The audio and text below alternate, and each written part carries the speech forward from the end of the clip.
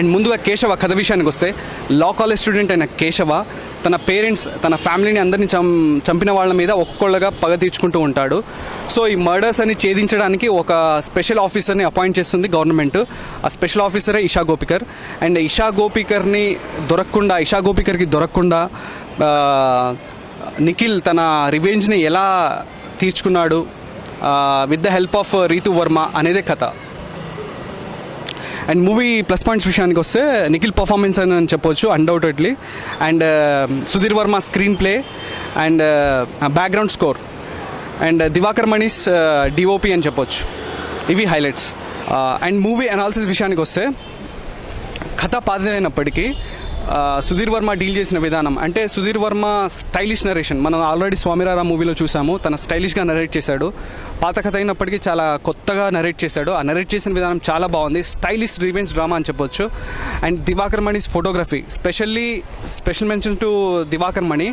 ఎందుకంటే తన camera work కానీ తన లైటింగ్ కానీ ఆ సీన్ ఇంటెన్స్ కానీ ఆ సీన్కి ఉండాల్సిన లైటింగ్ ఆ సీరియస్నెస్ని చాలా మెయింటైన్ చేశాడని చెప్పవచ్చు దివాకర్ మణి.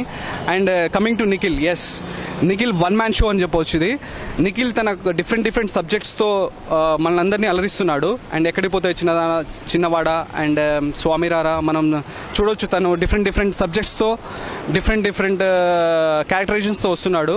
ఇప్పుడు కేశవ అనే దాంట్లో కూడా డిఫరెంట్ క్యారెక్టరైజేషన్స్ వచ్చి చాలా బాగా పర్ఫామ్ చేశాడని చెప్పాలి. He's the heart and soul of the movie అని చెప్పొచ్చు Nikhil. And especially background score ఆ మూడ్ని సినిమాని చాలా ఎలివేట్ చేసిందని చెప్పాలి. అండ్ రీతు వర్మ తెలుగు అమ్మాయి చాలా బాగా చేసింది.